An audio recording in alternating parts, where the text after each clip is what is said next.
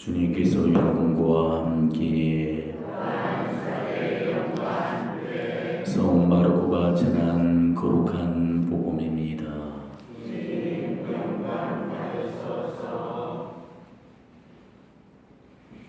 그때 예수님께서 군중에게 말씀하셨다. 하나님의 나라는 이와 같다.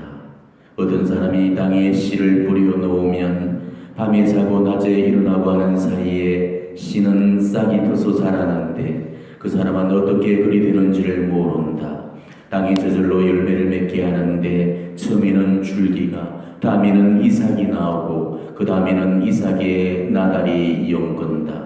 곡식이 익으면 그 사람은 곧 낫을 댄다. 수확때가 되었기 때문이다. 예수님께서 다시 말씀하셨다. 하나님의 나라를 무엇에 비길까? 무슨 비유로 그것을 나타낼까? 하나님의 나라는 기어자 씨와 같다. 땅에 뿌릴 때는 세상의 어떤 씨앗보다도 작다. 그러나 땅에 뿌려지면 자라나서 어떤 풀보다도 커지고 큰 가지들을 뻗어 하늘의 새들이 그 그늘에 깃들일 수 있게 된다. 예수님께서는 그들이 알아들을 수 있을 정도로 이처럼 많은 비유로 말씀을 하셨다. 비유를 들지 않고는 그들에게 말씀하지 않으셨다. 그러나 당신의 제자들에게는 따로 모든 것을 풀이해 주셨다. 주님의 말씀입니다. 그리스도님 찬양합니다.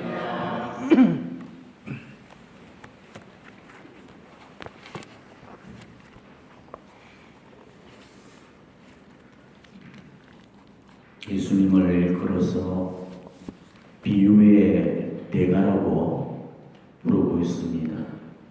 예수님께서는 언제나 무언가를 설명해 주실 때 비유를 들어서 설명을 해주셨습니다. 특별히 이 하늘나라를 설명하실 때는 언제나 그냥 말씀치를 않고 비유를 통해서 말씀을 해주셨습니다.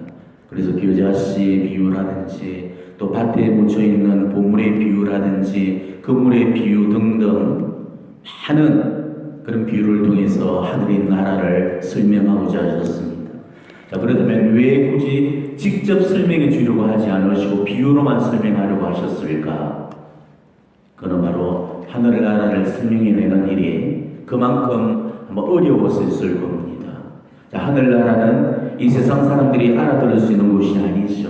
아무도 그곳에 가보지를 못했기 때문입니다. 그렇기 때문에 전혀 우리가 경험하지 못했던 그 세계를 설명하기 위해서는 우리가 감각할 수 있는 이런 여러 현세적인 사물들에 빗대어서 그 비유로 설명을 해낼 수밖에 없었던 것입니다. 우리는 인간의 언어가 뭔가를 완벽하게 표현해낼 수 있는 전달 매체다 이렇게 생각을 하겠지만 실제로 인간의 언어로는 완전하게 설명할 수 없는 것들이 이 세상에는 분명히 존재하고 있다는 것이죠. 언젠가 TV 광고에서 이런 광고가 있었죠. 천호식품 사장이 유행시켰던 말인데 산수유를 자사의 제품인 그 산수유를 이렇게 광고하는 그 제품이었습니다. 산수유 좋은데, 산수유 남자한테 참 좋은데 어떻게 표현할 방법이 없네. 너무 좋기는 하는데 그걸 말로 표현해야 된다는 것이죠. 바로 천국도 그랬습니다. 너무 좋은데 그거를 우리에게 이해시킬 방법이 없는 것입니다. 강원도 산골 지역에 한 할머니가 계십니다. 이분은 80평생 단 한 번도 도회지에서 살아본 적이 없는 그런 산골 할머니였습니다. 그런데 여름 휴가 때 도시에서 대학생 몇이 와서 그 집에 민박을 하게 되었죠. 그래서 할머니와 여치를 함께 묵게 되었습니다. 근데 대학생들이 저녁을 준비하는데 할머니한테 그랬죠. 할머니, 스파게티 드셔보셨어요? 스파게티가 뭐예요? 아니, 스파게티 한 번도 안 보셨어요? 한 번도 못 봤어. 그래서 할머니한테 그 스파게티를 열심히 설명해 드리기 시작했습니다. 할머니, 이 스파게티는 이태리 음식인데요. 국수 가락에다가 치즈를 뿌려서 포크로 집어먹는데 맛은 어떻고요? 향은 어떻고요? 그래서 주저리 열심히 그렇게 설명을 해줬지. 근데 할머니는 전혀 감을 못 잡고 오히려 머리만 더 복잡해지기 시작하는 겁니다. 아니, 이태리는 뭐고 치즈는 뭐고 또 포크는 뭐예요? 그래서 그들은 어떻게 하면은 그 할머니가 설명을 잘 알아들을 수 있을까를 연구를 했습니다. 그래서 이번에는 할머니 편에서 설명을 해주기 시작했습니다. 이 할머니 편에서 볼 때는 스파게티하고 가장 가까운 음식이 뭘까? 그 생각해보고 할머니가 먹어봤을 그 음식들 가운데서 스파게티하고 가장 가까운 그 음식을 골라냈지. 할머니, 짜장면은 드셔보셨어요? 그랬더니 할머니가 그거는 읍내에 가서 내가 몇 번 먹어봤어. 그래서 이제 그들이 말했습니다. 할머니, 짜장면은 중국 음식인데 짜장을 넣어서 그 색깔이 까맣고요. 이 스파게티는 토마토로 만들어서 빨갛고요. 비슷하긴 하지만은 맛이 조금 달라요. 그러니까 할머니가 또 헷갈리기 시작을 합니다. 할머니 머릿속에는 짜장면 이고로 스파게티라고 이렇게 생각을 해버렸던 거죠. 너무나 그들이 이제 답답했습니다. 그래서 이번에는 또 다른 걸로 생각을 하기 시작했습니다. 그래서 그들이 생각해낸 것이 비빔국수였습니다. 할머니, 비빔국수는 아시죠? 그러니까 할머니가 잘 안다고 그랬죠. 그래서 이번에는 이 비빔국수를 비교하면서 스파게티를 열심히 설명을 해주었습니다. 그랬더니 이번에는 또 할머니가 스파게티 이거로 비빔국수라고 생각을 해버리는 거였습니다. 그들은 다시 그 스파게티와 비빔국수의 그 차이점을 열심히 설명을 해주었습니다. 하지만 아무리 아는 범위에서 설명을 해줘도 더 이상 진도가 나가지는 않는 것이었습니다. 결국은 칼국수, 짬뽕 등등을 다 비교해가면서 설명을 해드렸지만은 할머니한테는 정말 100분의 1도 그 스파게티를 이해시키지를 못했던 것입니다. 자, 이게 바로 비유가 지니고 있는 어려움이라는 것입니다. 비유를 들어서 설명하는 그런 사람들은 막연하게 아는 것이 아니고 스파게티도 너무 잘 알고 있어야 되고 짜장면도 너무 잘 알고 있어야 되고 양쪽 다를 훤히 다 꿰뚫고 있는 사람만이 비유로 설명을 해낼 수가 있는 것입니다. 이렇게 잘 아는 사람이 설명을 해줘도 다 깨닫지 못하는 것, 이게 바로 비유가 지니고 있는 어려움이라는 것이죠. 자, 예수님께서는 수없이 많은 그런 비유를 통해서 이 하느님 나라를 설명해 주셨습니다. 그렇지만은 우리 인간의 사고에 한계가 있다 보니까 아무리 자기가 그것을 설명해줘도 예수님께서 말씀하신 이 하느님 나라에 대해서 전혀 감을 잡지를 못하는 거였습니다. 예수님께서는 너무 답답하고 복장이 터져서 어떻게 하면 저 무지한 것들한테 하느님 나라를 제대로 설명해낼 수 있을까를 그렇게 고심을 하셨죠. 그래서 세상의 물건들 중에서 이 하늘나라의 속성과 제일 가깝게 뭔가를 고심하면서 이러저런 그런 비유를 끌어다 대셨던 것입니다. 그래서 하늘나라는 밭에 붙여있는 보물과도 같다. 밀가루 반죽 속에 든 누룩과도 같다. 바다에 던진 온갖 종류의 고기가 든 그물과도 같다. 그리고 그 밖에도 가라지의 비유, 씨 뿌리는 사람의 비유, 진주상의 비유 등등을 들어대면서 수많은 비유로서 이 하느님 나라를 빗대어서 설명을 하고자 그러셨죠. 예수님은 하느님이셨기 때문에 하늘나라도 너무 잘 알고 계셨고 또 세상 모든 피조물들을 창조하셨기 때문에 세상도 너무나 잘 알고 계셨습니다. 그러니까 예수님만큼 하늘나라를 잘 아는 분도 안 계셨고 예수님만큼 이 세상을 잘 아는 분도 안 계셨죠. 그러니 비유를 들어서 하늘나라를 설명한다는 것은 이 예수님만이 하실 수 있는 일이었습니다. 그래서 수없이 많은 비유를 들어가면서 이 하늘나라를 설명하고자 하셨죠. 오늘 복음도 바로 이 사실을 전해주고 있죠. 예수님께서는 그들이 알아들을 수 있을 정도로 이처럼 많은 비유로 말씀을 하셨다. 비유를 들지 않고는 그들에게 말씀하지 않으셨다. 그리고 게다가 또 이렇게 나오죠. 제자들에게는 따로 모든 것을 풀이해 주셨다. 이렇게 전해주고 있습니다. 자, 이렇게 많은 비유로 하늘나라를 이렇게 일러주셨는데도 군중들이나 제자들이나 그 나물의 그 밥이었습니다. 아무리 설명을 해줘도 그 할머니처럼 못 알아들었던 것입니다. 하늘나라를 완전히 아신 예수님도 이 하늘나라를 이해시키는 게 그렇게 힘들었는데 이 하늘나라를 모르는 제가 아마 여러분을 이해시킨다는 것은 얼마나 힘든 일이 되겠습니까? 그야말로 죽을 맛입니다. 우리 예수님도 씨 뿌리는 그 사람의 비유를 들어서 열심히 하늘나라를 설명해 주시고서도 그것만으로는 설명이 부족해서 다시 말씀하시면서 이렇게 말씀하셨죠. 하늘나라를 무엇에 비길까? 무슨 비유로 그것을 나타낼까? 그러면서 겨자씨의 비유를 마지막으로 꺼내놓으셨습니다. 그토록 못 알아듣는 그 사람들한테 이번에는 뭘로 설명을 해줘야 저들이 깨칠까? 그래서 고르고 골라서 가져오신 그 비유가 이 겨자씨의 비유였습니다. 오늘 예수님 비유에 의하면은 겨자씨가 곧 하늘나라라는 겁니다. 자, 그렇다면은 예수님은 어떤 의도로서 이 겨자씨를 사용하셨을까? 우리가 이 겨자씨의 속성이 뭔지를 정확하게 알아야만이 이 예수님이 하늘나라를 겨자씨에 비유하신 그 의미를 우리가 조금이라도 깨달을 수 있게 될 것입니다.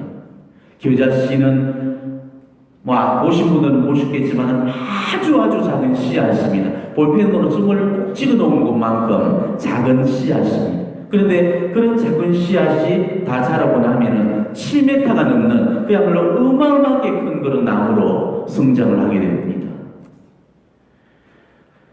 여러분은 예수님이 겨자씨를 천국 비유로 삼아 놓으시니까 겨자씨가 좋은 줄로 알죠? 근데 예수님 2000년 그 예수님 시절에는 겨자나무가 사람 손에 길러지는 장복이 아니었습니다.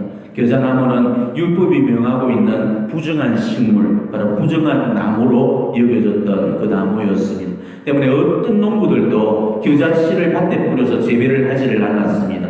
야생에서 그냥 자라는 식물이 바로 겨자씨 식물이었습니다. 그런데 이 겨자씨는 농부들이 대단히 싫어했던 고약한 종자였습니다.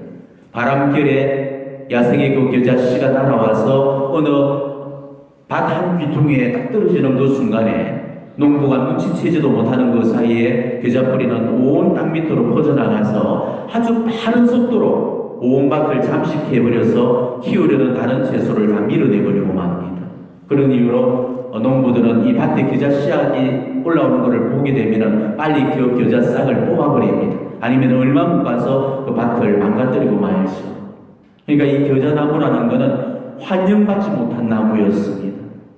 이렇게 천덕꾸러기처럼 이 풀에서 받는 나무를 예수님은 이 겨자 씨앗이 큰 나무로 성장하는 그런 속성을 보면서 하늘나라를 빗대어서 표현을 해주셨던 겁니다. 작은 씨앗에서 큰 나무로 자라나는 이 겨자씨의 속성, 우리들 역시 이런 겨자씨가 지니고 있는 그런 속성을 닮으라는 것입니다.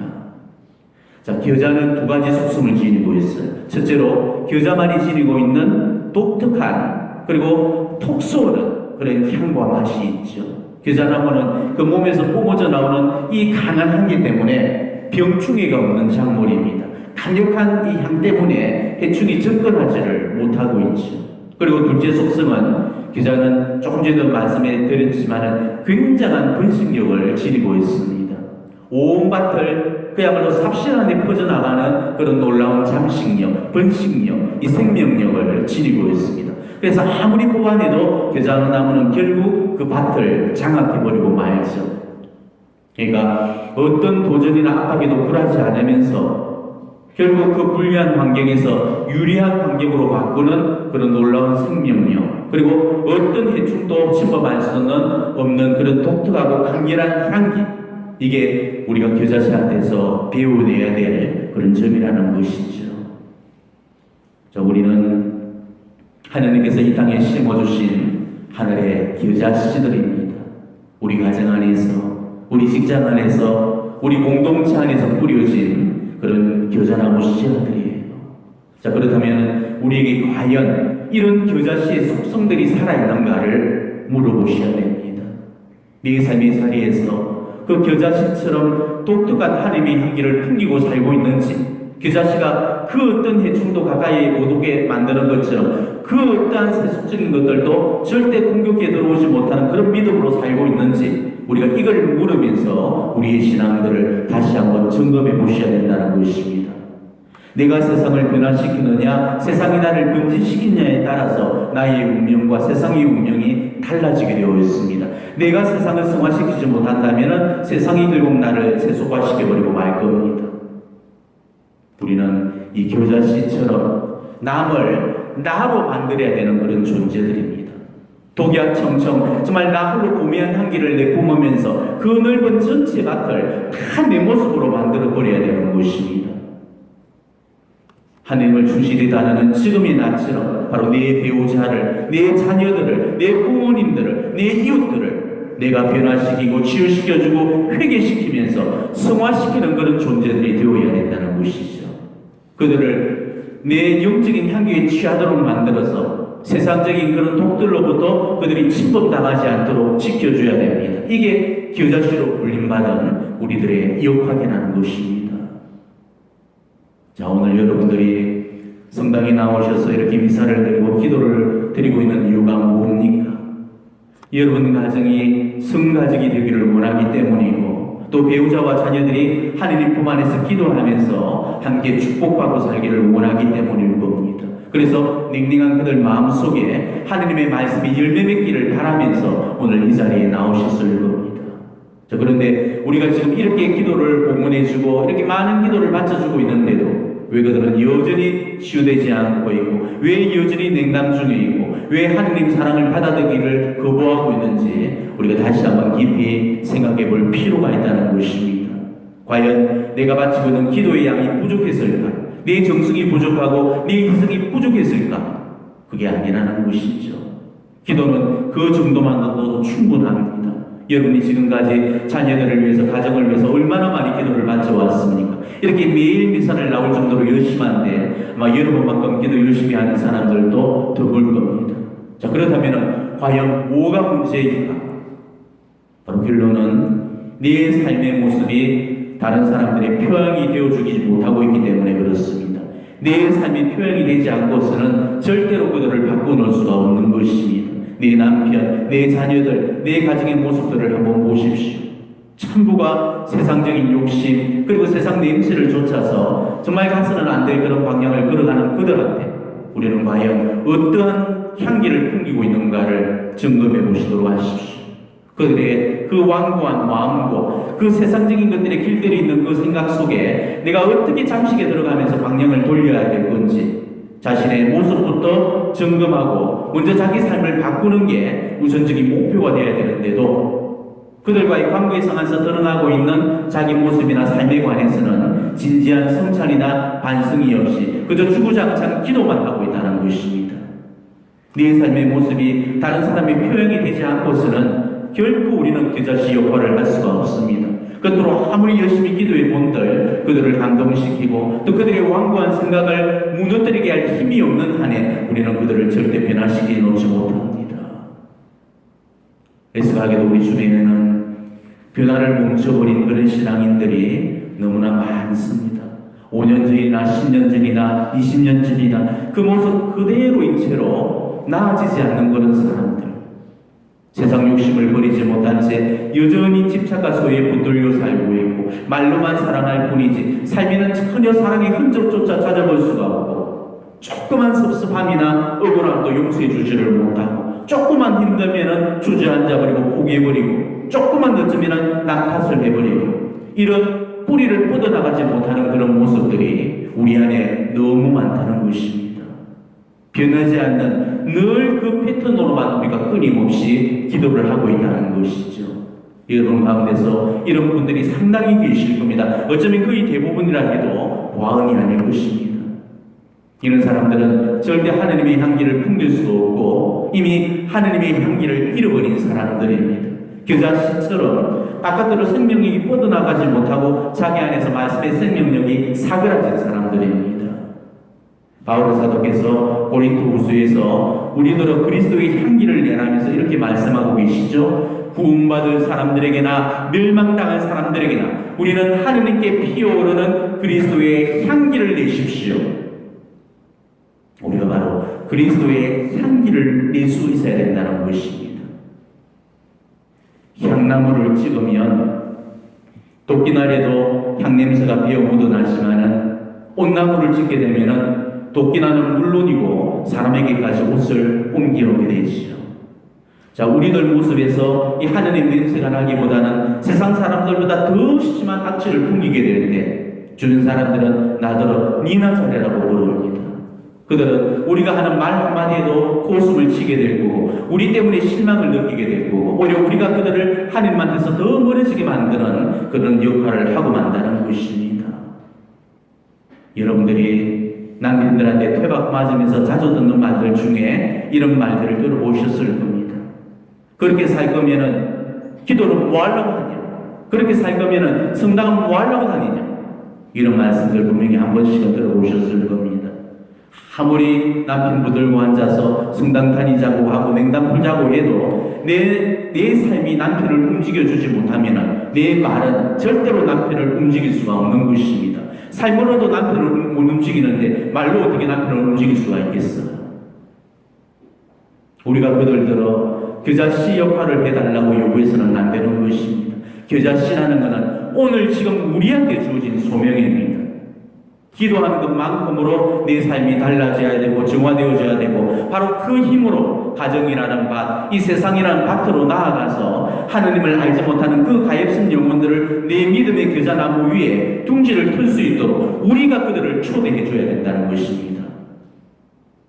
교자나무는 아무도 반겨주지 않았다는 그 사실을 우리는 분명히 기억을 하셔야 됩니다. 신앙의 길을 걷고 있는 그런 우리들도 이 세상의 모래 속에서 살 수도 있습니다. 농부가 솎아내는 그런 손길처럼 우리 믿음의 뿌리가 송두리째 뽑힐 것 같은 그런 우악스러운 시련과 그런 어려움 속에서도 우리가 꿋꿋이 세상을 향해서 그들을 향해서 신앙의 뿌리를 뻗어나가는 그런 항구함들이 분명히 있어야 된다는 것입니다.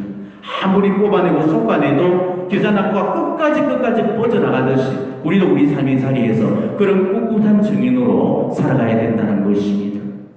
압박과 그 박해와 시련과 고난이 내 삶을 뿌리채 흔들더라도 정말 포기할 줄 모르고 지칠 줄 모르고 무수의 뿔처럼 무직하게 하느님께서 안배하시는 그 길로 뻗어나가야 되는 것입니다. 완고한 남편, 정말 말 안 듣는 자녀들, 내가 이렇게까지 했는데도 안 되더라, 할 만큼 다 해봤는데도 안 되더라, 정말 포기하고 싶고 손 놓고 싶고 다 때려치고 싶은 그런 마음들이 꿀떡 같지만 그럴 때라도 우리가 정말 포기하지 말고 우는 소리 하지 말고 항구하고 묵직하고 우직하게 그들 속에 깊이 뿌리를 뻗어나가야 되는 것입니다. 그런 강인한 생명력으로 깊이 뿌리를 내려가는 그런 교자씨를 우리가 본받아야 된다는 것입니다. 교자씨가 아무도 알아주지 않고 아무도 봐주지 않는 그런 깜깜하고 칠흑 같은 그런 땅 속에서 살아남기 위해서 얼마나 치열하게 싸우는가를 우리는 보셔야 됩니다. 앞을 가로막는 그런 장인분들을 만날 때마다 요리조리 다 비껴가면서 어디든 뻗을 만한 자리나 틈만 있어도 거침없이 비집고 들어가는 그런 집요함, 우리가 정말로 본받아야 될 그런 모습이 아닐까 생각합니다. 내가 지금 추구하고 있는 이 신앙의 길이 주위로부터 반대를 받고 묵살을 당한다 할지라도 교자씨가 그런 강인한 생명력으로 환경을 잠식에 들어가듯이 그들 속에 지칠 줄 모르고 무섭게 파고드는 그런 끈기와 집념으로 묵묵히 그들의 마음밭으로 내 믿음의 뿌리를 단단하게 뻗어나간다면은 언젠가는 그들도 내 집요하고 강인한 믿음의 힘에 꺾여서 백기를 들고 항복을 하고 내 앞에 무릎을 꿇을 날이 반드시 오게 될 것입니다. 하나님은 지금 우리들의 눈물 어린 정성들을 다 보고 계십니다. 내가 지금 내 가정 하나 지키기 위해서 얼마나 노력하고 있고 얼마나 기도하고 있고 얼마나 희생하고 있는지를 다 알고 계십니다. 그리고 치열하게 살아가고 있는 내 삶의 현장 속에서 우리가 눈물을 흘리고 있는 그 눈물과 땀을 흘리고 있는 그 땀의 번수까지도 다 셈하고 계십니다. 그러니 우리가 흘리는 그 눈물이 헛되지 않도록, 우리가 바치고 있는 기도가 헛되지 않도록, 우리가 지금 치르는 그 희생이 헛되지 않도록 하나님께서는 내가 바치는 매일매일의 이런 기도와 희생과 노력들을 보시면서 엄청난 열매를 거두도록 분명히 도와주실 겁니다. 그래서 하나님 말씀 앞에 정말 냉랭하고 거부하고 받아들이지 않는 그들을 회개시켜 주시고 치유시켜 주시고 변화시켜 주시고 회복시켜 주셔서 결국 교자씨가 승리를 이루듯이 우리도 승리하는 그 삶을 살게 해주실 겁니다. 그래서 언젠가는 그들이 우리가 키워놓는 그 교자나무 위에 날아와서 둥지를 틀도록 해주실 거고 결국에는 그들도 하나님을 만날 수 있도록 해주실 겁니다. 비록 작고 보잘것없고 무시받는 특별한 것도 잘난 것도 없는 그런 교자씨와 같은 그런 존재들이지만 예수님께서는 그런 우리 한 사람 한 사람을 들어서 사용하시기를 원하고 계십니다. 우리가 바로 그 교자씨입니다. 그러니까 절대 주눅들지 말고 가슴 쫙 펴시고 더 깊이 뿌리를 쭉쭉 뻗어나가시기를 바랍니다. 언젠가 나를 반대하고 무시했던 그들이 이 공중의 새들처럼 내가 키워놨던 그 기쁨과 평화의 나무에 날아들어서 깃을 들고 둥지를 지으면서 여기가 최고로 좋은 곳이구나 하면서 인정해주고 고백해 올 그 날이 반드시 오게 될 것입니다. 우리가 겨자나무와 같은 그런 마음으로 그 어떠한 고난 앞에서도 그 어떠한 이 반대와 무리 앞에서도 나를 거부하는 그들 마음 안에 하느님의 그 사랑과 말씀으로 무장을 해서 조용하게 잠식에 들어가는 그런 믿음의 자녀들이 되셨으면 좋겠습니다. 겉으로 말만 떠드는 것이 아니고 언제나 조용하게 있는 듯 없는 듯 그렇게 비록 눈에 보이지는 않지만은 믿음의 뿌리를 깊이 땅속으로 뻗어나가는 그런 겨자나무를 되셔야 합니다. 우리가 넓게 그리고 깊이 뿌리를 뻗어가는 그런 한 그룹 겨자나무가 된다면 우리가 풍기는 그 향기에 결국 그들을 취하게 만들고 결국 우리 주변에 그런 사람들이 내 삶 속으로 들어올 수밖에 없을 것입니다. 그러니 용기를 가지고 다시 시작해 보시는 겁니다. 오늘 다시 나의 정체성을 회복하면서 겨자씨 같은 그런 속성으로 다시 무장해서 오늘부터 새롭게 살아보는 것입니다. 비록 지금은 반대하고 있지만 그들이 아무리 거부하고 받아들이지 않는다 하더라도 뿌려진 씨앗은 거침없이 생명력을 가지고 뻗어나갈 거고 그들의 생각들을 다 하느님 것으로 바꿔버리는 그런 놀라운 잠식력을 발휘하게 될 것입니다. 그래서 언젠가는 그들이 두 손 두 발 다 들고 내게 투항하면서 내가 키워냈던 그 겨자나무에 둥지를 트게 될 날이 오게 될 것입니다. 지극히 연약하고 그렇게 힘없는 듯한 내 작은 노력들을 통해서 하늘나라는 오늘도 맹렬하게 바로 우리 가정 속에 그리고 우리 공동체 속에 뿌리를 뻗어나가고 있다는 그 사실 절대 잊어버리지 마시기 바랍니다. 비록 오늘 내 가정이 변화가 없고 또 힘든 일이 산더미가 없고 그래서 다 포기해버리고 싶은 그런 순간에도 바로 나 한 사람이 이 믿음의 뿌리를 뻗어가면서 하느님께서 주시는 그 독특한 향기로 무장을 한다면 언젠가는 이 하느님 나라가 나를 통해서 우리 가정 안에 이룩될 날이 분명히 오게 될 것입니다. 우리 각자가 이 하늘의 겨자씨가 되어서 우리를 통해서 이 하나님의 놀라운 역사가 바로 우리 가정에 그리고 우리 공동체 속에